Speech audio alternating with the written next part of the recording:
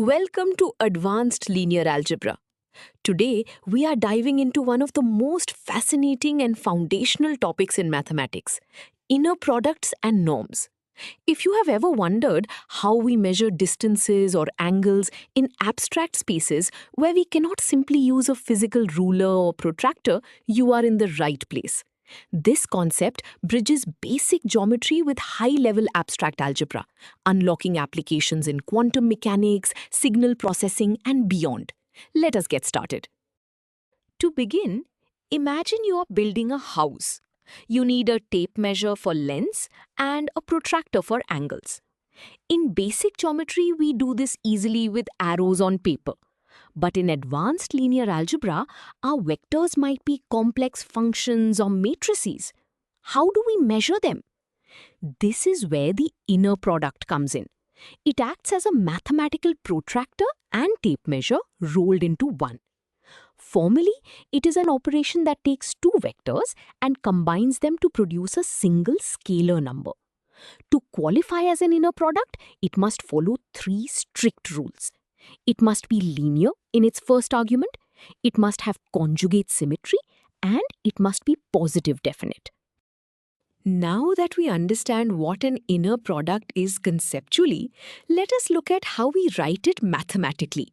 The symbol you see on screen with angle brackets around u and v represents the inner product of vector u and vector v. The output of this operation is always a scalar number, not another vector. If we are working in a real vector space, this output is a real number. If we are in a complex space, it is a complex number. Physically, this scalar value fundamentally captures how much the two vectors point in the same general direction. As the vectors align more closely, this value typically increases, allowing us to determine the angle between completely abstract objects. Before we move on to norms, let us see this inner product in action with a concrete example. Consider two vectors in a standard two-dimensional real space. We are given vector u with components 3 and 4 and vector v with components 1 and 2. We are asked to calculate their inner product using the standard dot product. Why the dot product? Because for standard real vectors, the inner product is exactly the familiar dot product. We start by multiplying the corresponding components. We multiply the first component of u by the first component of v, and then we multiply the second component of u by the second component of v. We set up the addition of these products to find the total inner product. Continuing with our calculation, we perform the basic multiplication for each individual term. The first term, 3 times 1, becomes 3. The second term, 4 times 2 becomes 8. This simplifies our abstract expression into basic arithmetic. Adding the results gives us the final inner product of 11. What does this mean physically? This scalar value of 11 tells us about the relationship and angle between the two vectors. Because it is a positive number, it indicates that the vectors generally point in a similar direction. We have successfully used the inner product rules on familiar numbers. So, we have successfully calculated an inner product. This brings us to the concept of the norm. While the inner product acts like a protractor to measure relationships between two vectors, the norm acts like a tape measure to find the size of a single vector. In advanced mathematics, norm is simply the formal term for the length or magnitude of a vector. The beauty of linear algebra is that we do not need a separate tool for this. The norm is derived directly from the inner product itself. Because the inner product of a vector with itself is always positive, we can use it to define a consistent, positive physical length for any abstract object in our space. Let us look at the exact mathematical definition of the norm. The symbol with double vertical bars around v represents the norm, or length of the vector v. We calculate it by taking the square root of the inner product of the vector with itself. Conceptually, this comes directly from the Pythagorean theorem, generalized for any dimension. Because the inner product of a vector with itself is always a positive real number, taking the square root always gives us a valid positive real number for the length. If the inner product of the vector with itself increases, the length of the vector also increases proportionally. This formula is our universal tape measure. To make this completely concrete, let us look at a visual representation. On the screen, you see a standard two-dimensional coordinate system with an x-axis and a y-axis. We have two vectors labeled u and v, originating from the center. The angle between them is labeled theta. This is what the inner product helps us measure. Notice the bracket along vector u labeled norm of u. This represents the absolute physical length of the arrow from its tail to its tip. By combining the inner product and the norm, we upgrade a basic rigid vector space into a fully geometric space where lengths and angles have clear, measurable meanings.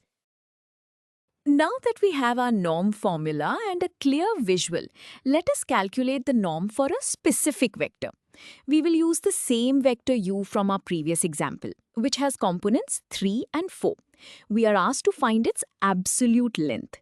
We start by stating the definition of the norm specifically for vector u, which requires taking the square root of the inner product of u with itself.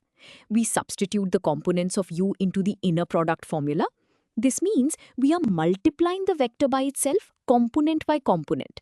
The first component 3 is multiplied by itself and the second component 4 is multiplied by itself. Continuing our calculation, we square the individual components as dictated by our setup. The number 3 squared becomes 9 and the number 4 squared becomes 16. These numbers represent the squared lengths along each individual axis, the x-axis and the y-axis. We add these squared components together inside the square root. The sum of 9 and 16 gives us exactly 25. This number, 25, represents the squared length of the vector. We are now just one step away from finding the actual physical length of vector u. For our final step, we simply take the square root of 25. The square root of 25 is 5, meaning the norm of vector u is exactly 5 units. Physically, if you were to draw this vector on a piece of paper and measure it with a ruler, it would be exactly 5 units long. Notice how this perfectly matches the classic Pythagorean theorem for a right triangle with sides of 3 and 4. We have successfully calculated the physical length of the vector using the abstract inner product rules. Now that we have used the norm formula, let us understand a fundamental property. What happens to the length of a vector when we multiply it by a scalar constant c? We want to find the norm of the scaled vector, c times b. This chunk of the proof sets up our initial equation. We start by applying the definition of the norm to the scaled vector, replacing v with c times v inside the square root. Next, we use the linearity properties of the inner product. Pulling a constant out of the first position keeps it as c, but pulling it out of the second position gives its complex conjugate, c bar. This handles complex scalars correctly without breaking algebra rules. Continuing our derivation, we know that the product of a complex number and its conjugate is equal to its absolute value squared. So, we substitute the absolute value of c squared into the equation in place of c times c bar. This shows that the scaling factor is squared inside the square root, while the inner product of the original vector with itself remains unchanged. Next, we separate the square root of the product into the product of the square roots. The square root of the absolute value of c squared simplifies to just the absolute value of c. We must use the absolute value because lengths cannot be negative. We have reached the final step of our proof. We recognize that the remaining square root term, the square root of the inner product of v with itself, is exactly the definition of the original norm of v. Substituting this back in gives us our final result. Hence proved, the norm of c times v equals the absolute value of c times the norm of v. What does this mean intuitively? It proves that if you stretch a vector by a factor of c, its new length is exactly the absolute value of c times its old length. The absolute value ensures the length remains a positive physical quantity, confirming our geometric intuition mathematically. So, we have proven how scaling works for standard vectors. This brings us to a more abstract application. What if our vectors are not simple lists of numbers but continuous mathematical functions? In advanced linear algebra, the set of all continuous functions forms a vector space. We can actually measure the angle and length of functions just like we did with arrows. Why does this matter? Because in fields like signal processing, we need to compare complex waves to see how much they overlap. To do this, we define an inner product for functions using calculus, specifically definite integrals, rather than simple arithmetic addition. Let us look at the formula for this abstract inner product. Where the standard dot product multiplies corresponding components and adds them up, the continuous version multiplies the two functions together and integrates them over a specific interval. The formula shows the inner product of function f and function g is equal to the definite integral from a to b of f of x times g of x. Conceptually, this integral finds the total accumulated area under the multiplied curves, acting exactly like a continuous version of a dot product. If the resulting scalar is large, the functions are highly aligned. If it is zero, they are completely independent. Before we wrap up, let us see this integral formula with a concrete example. We are given two specific polynomial functions. The first function, f of x equals x, and the second function, g of x equals x squared. We are asked to find their inner product over the interval from 0 to 1. We start by substituting our specific functions into the integral definition. We place x and x squared inside the integral sign to be multiplied. We then simplify the integrand by multiplying the two functions together. Multiplying x by x squared gives us x cubed according to the rules of exponents. This translates our abstract formula into a simple calculus problem. Continuing with our calculus problem, we need to find the antiderivative of x cubed. Using the standard power rule of calculus, we add 1 to the exponent to get 4 and then divide by that new exponent. This gives us x to the power of 4 divided by 4. We place this in brackets to indicate it must be evaluated at the boundaries from 0 to 1. Next, we substitute the upper limit of integration, 1, into our antiderivative. Then, we subtract the result of substituting the lower limit, 0. This is the fundamental theorem of calculus in action, allowing us to evaluate the definite integral. For our final step, we simplify the arithmetic. 1 to the power of 4 is 1, giving us 1/4. 0 to the power of 4 is 0, which vanishes. The final inner product evaluates to exactly 1/4. What does this mean physically?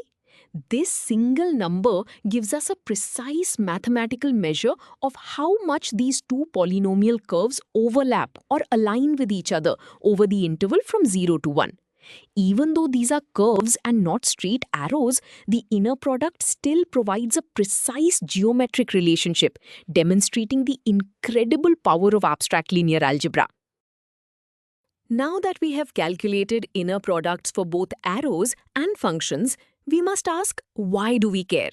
Without inner products, linear algebra is just a rigid system of grids and equations with no concept of shape or distance. Inner products allow us to define orthogonality, which means two abstract objects are perfectly perpendicular. This orthogonality is the absolute foundation of modern technology.